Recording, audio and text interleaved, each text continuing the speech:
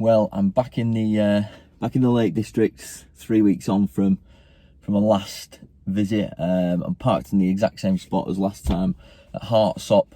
Last time it was a bit of a failed attempt. I wanted to sort of have a bit of a Wainwright ticking mission, and it never materialised due to the weather, mainly because I had my dog with me. It went from sort of 2 days worth of clear weather, so I thought I'd make the most of it, to one of really bad cold, driving rain, frost, you name it, we got it. So I took the decision to come away. Reason being, when the weather's bad, as good as the recall as my dog's got, he doesn't come back when he can't hear me. And then with the fog, if I'd have lost him, I'd have the divorce would have been expensive. So erred on the side of caution. I do have, well, I mean, when it's bad weather, I'll normally clip him to me, but with it being so slippy and having sort of 16, 17, 18 kilos on my back or something along them lines, it was at the time, the risk of being sort of pulled over and injured is not worth it. So today's plan, weather is grim at the minute, but from about tea time onwards, I mean, it'll be dark, but it's meant to clear up for about 20 hours. So the plan is go up onto Brock Crag, potentially camp up there. It has got 40-45 mile an hour winds, up to 60 potentially in gusts all evening. So I'm going to get up there, make a decision as to where I'm going to camp. It'll probably be either Brock Crags, or I might go down to Angle Tarn, just from a safety point of view. But if it's all right, I'll pitch up on the top, because there's more to see when you're higher up. Well, saying that, there's a lot of cloud knocking about, so I'll make a decision when I get up there. But let's take it from there. Hope the weather's kind to me this time, because I seem to be on a run of really bad weather. But let's see what it holds in store. And I've got a new piece of kit to test out as well today. Well, two new pieces of kit. So I've got some Alp, I think they're called Distance FLZ Black Diamonds. So I've got them. So I'm going to give these a go. I don't normally walk with walking poles and haven't done. But given the fact lately I've been carrying a bit more weight and I'm doing the coast to coast next year, I thought it'd be good to get some practicing. Yeah, Distance plus FLZs, Black Diamond, Black Friday deal. So I think they come in about 70 quid. And then I've got a new shell. So I've gone for a Montane Alpine Shift. I couldn't see any reviews on this jacket anywhere online. The one I had before, it was a North Face dry event jacket, and it was awful from the day I got it.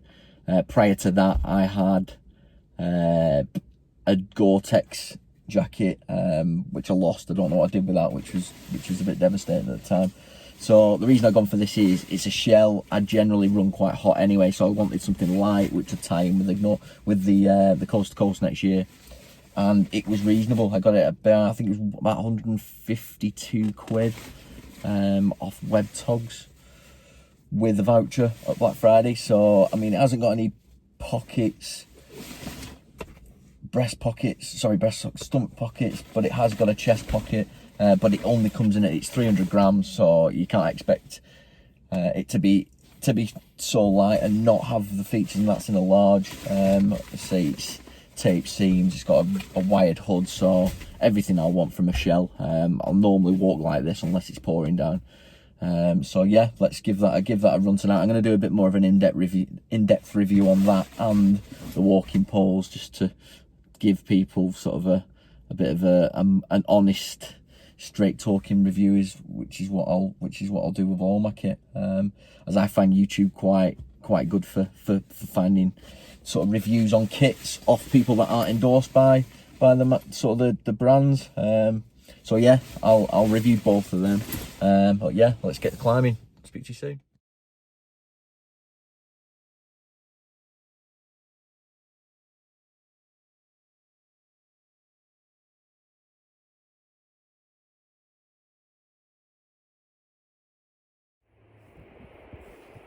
So I'm just about to summit Brock Crag now. Just to my right, I've got it's called Calf Gate Gill or something like that, and then Prison Crag, and then behind me, straight that way, Grey Crag. Over the back of there, you've got Stony Cold Pike, which is where I camped 3 weeks ago, and then behind that you've got Hartsop Dodd, and just round the corner there is Brothers Water. If you're ever going to do this walk, you sort of walk up towards Water, but on the opposite side of the stream that runs down from Water, I see sort of a water pumping station. You sort of double back on yourself as if you're going to go towards Ullswater, and then you double back on yourself again. It's sort of a zigzag path up to the top. It is quite windy. I'm sort of out of the way of it at the minute. So what I'm going to do, I'm going to summit. Don't think I've got much light left, to be honest. It's getting on now, 20 to 4. So I'm going to summit, find somewhere suitable to camp, get my tent pitched up, and then what I'll do, I'll probably come back to you and sort of give you a bit of an overview on kit, what I've got with me today. I'm currently carrying about 16.5 kilos, which is about as heavy as I'd like to go. Forget the dog, it's summer 18, 19, so I'm glad he's not here today, as much as I love him. So yeah, I'll summit, find somewhere suitable, and then I'll come back to you.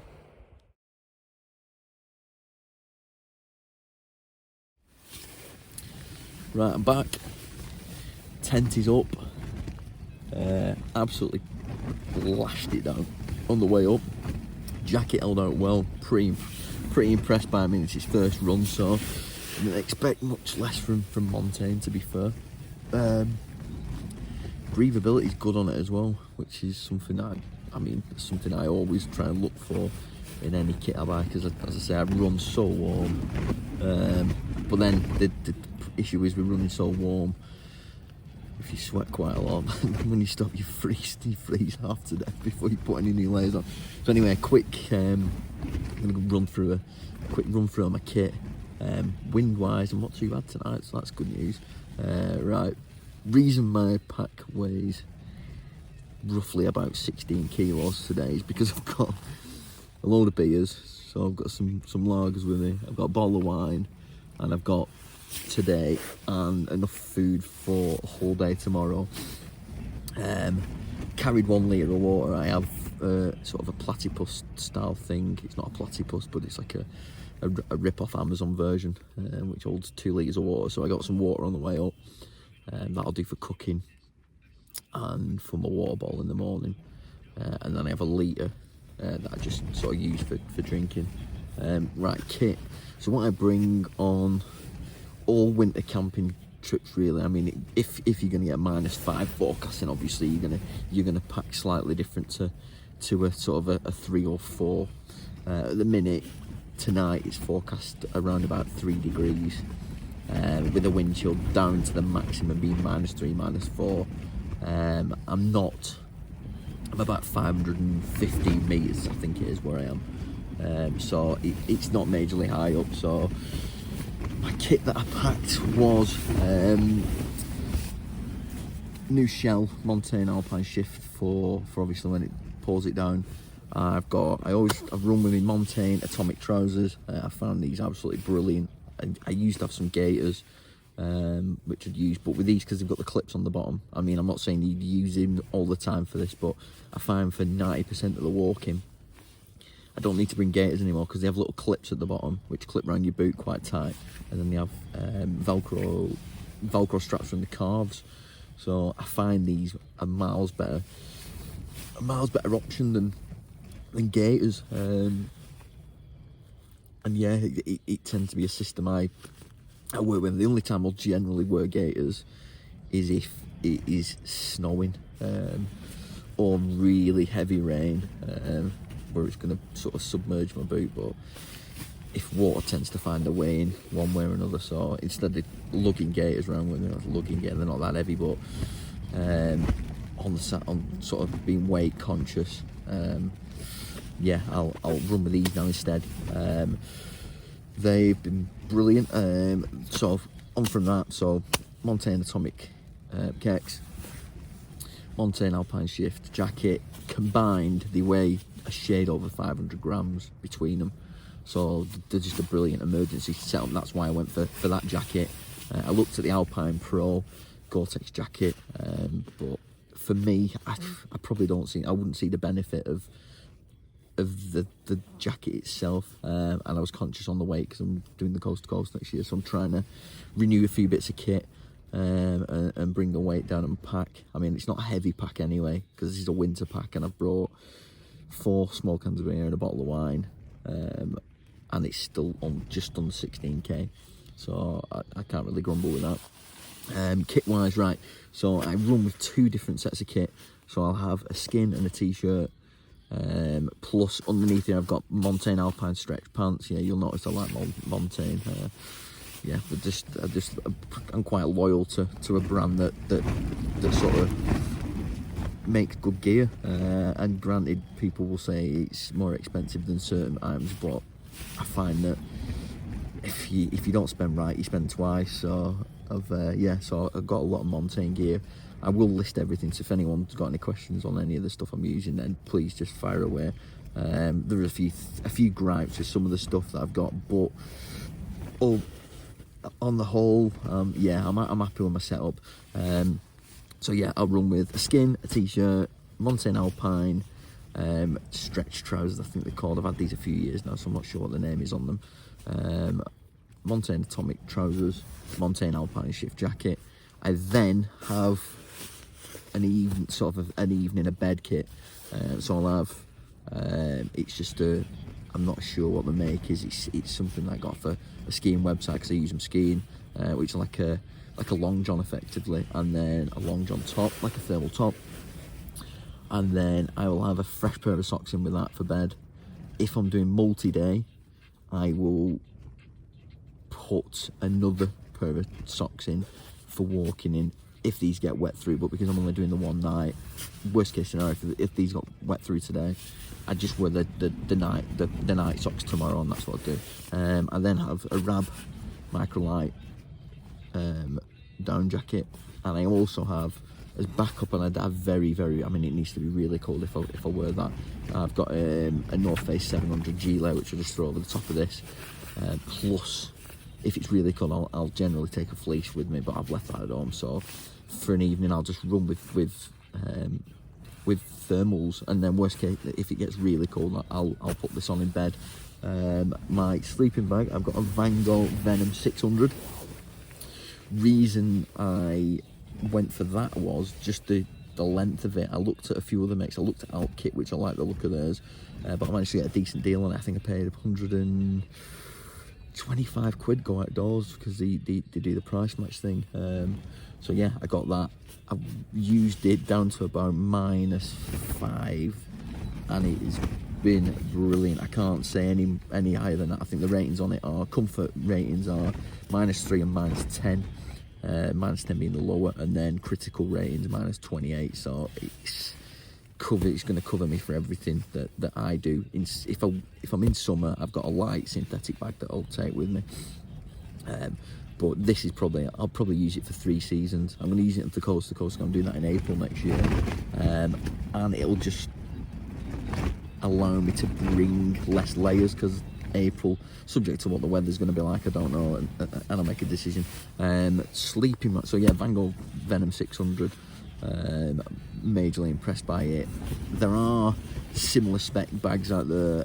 I wouldn't pay the retail. I think the retail's 280 quid. You'd never pay that for it, but if you can get it for anything under 150, I would say go for it. I'm 6'2", so that was one of my main reasons behind it. I looked at Altkit, I looked at Rab, and this cost to spec to length works for me, so that's what I went with. I'm not saying that any of the other brands, this is better than any of it. It just works, and it's a good bag. So if anyone's thinking about getting one, go for it. You won't be disappointed.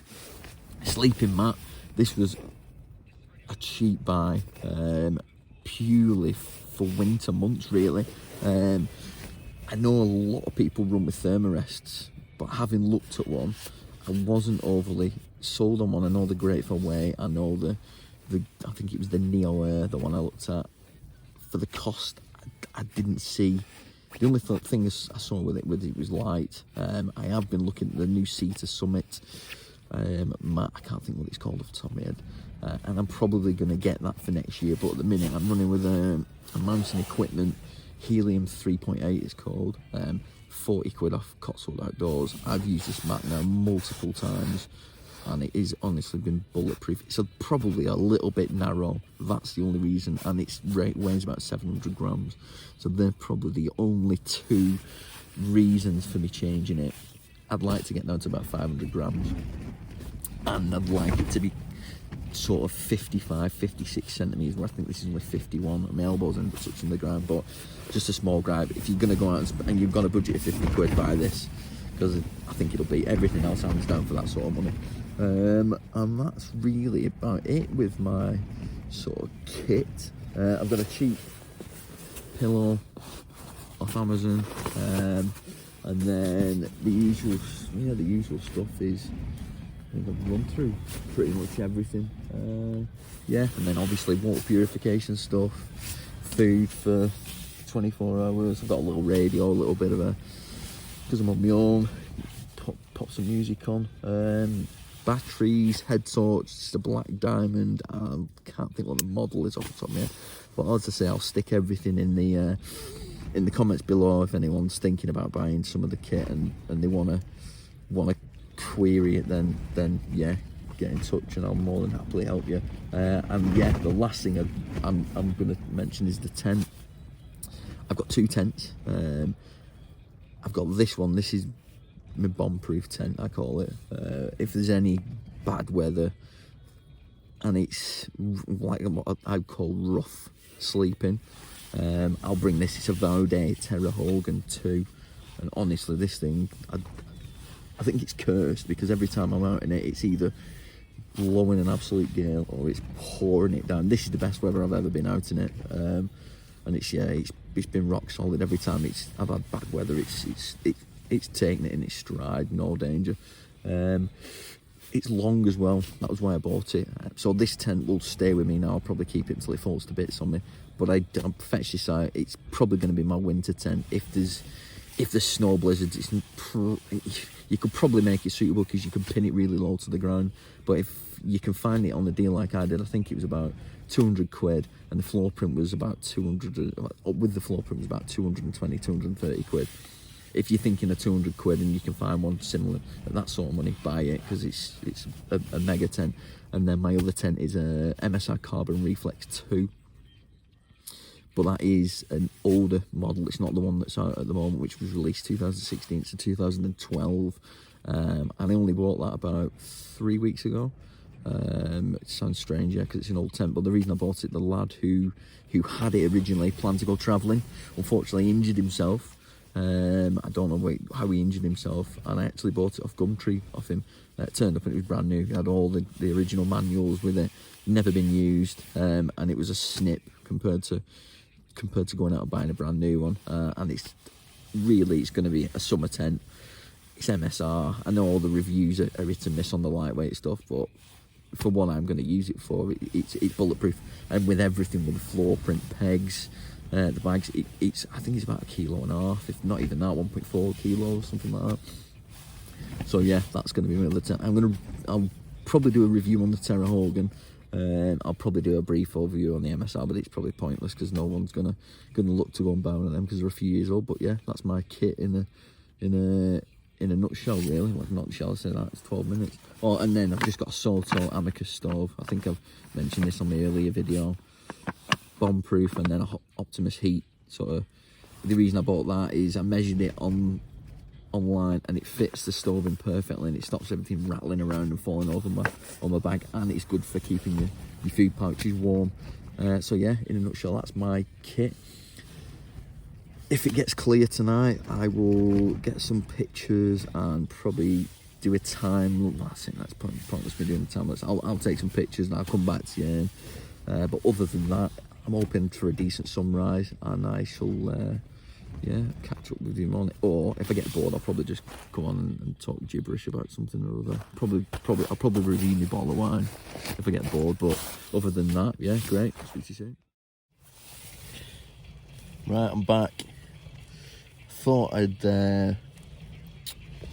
give you an overview of what the plans are for tomorrow. Weather's gone a little bit Pete-tong since last time I spoke. It's been hammering it down, but don't rain in a tent. Well, it's not meant to anyway, but it doesn't rain in this tent, so we're all good to go on that front. So right, the plan is I'm on Brock Crags at present. So plan tomorrow is up onto Rest Dodd, the Knott.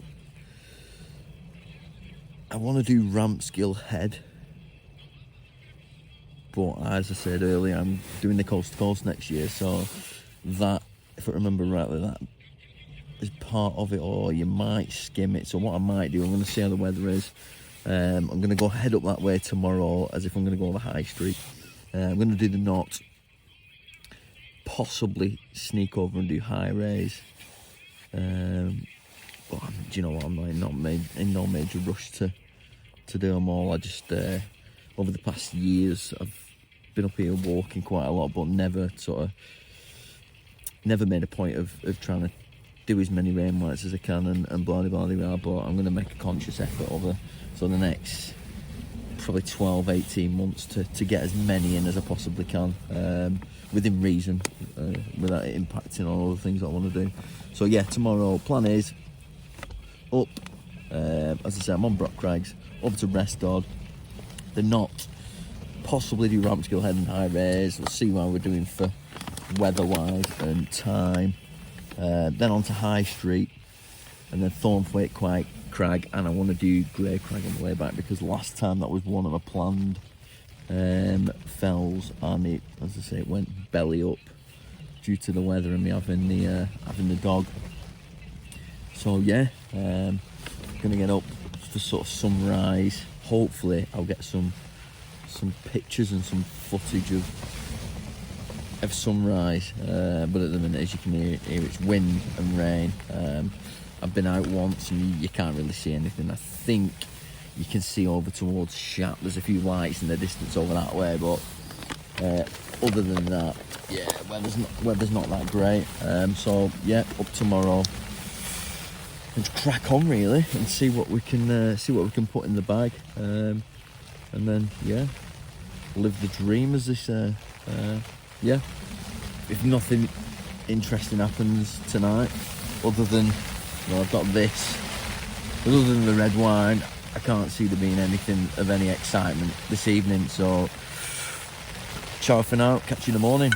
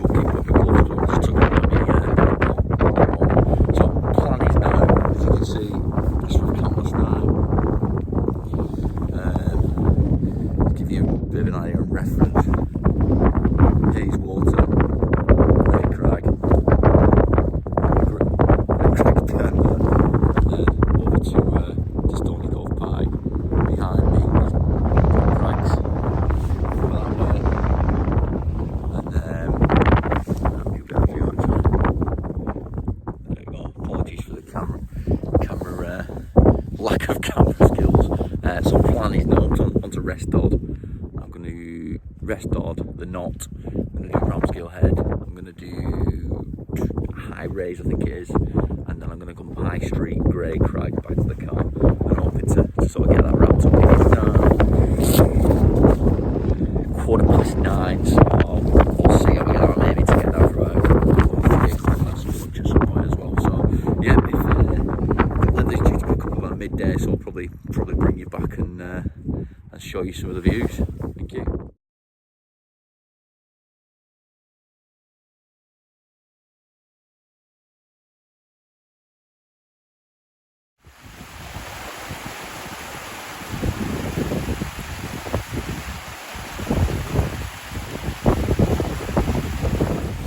Right, so I've just dropped down now to meet the coast to coast, which runs from Angletarn up towards High Street. I've done rest Dodd.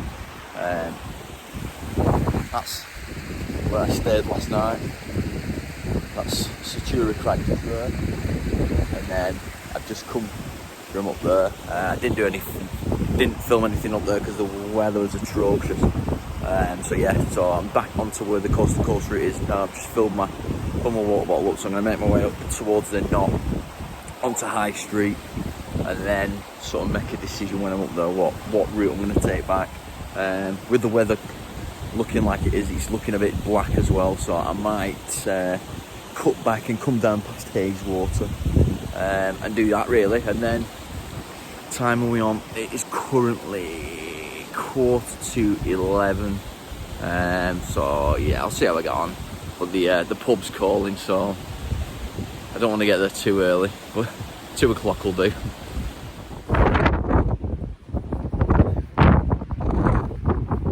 As you can see, the Lake District's and the weather's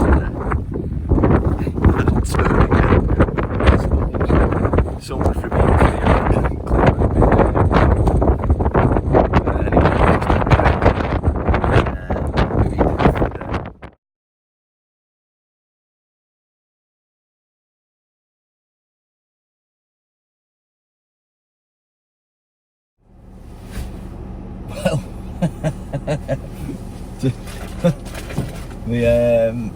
the promise of nice weather once again shot on me from a great height.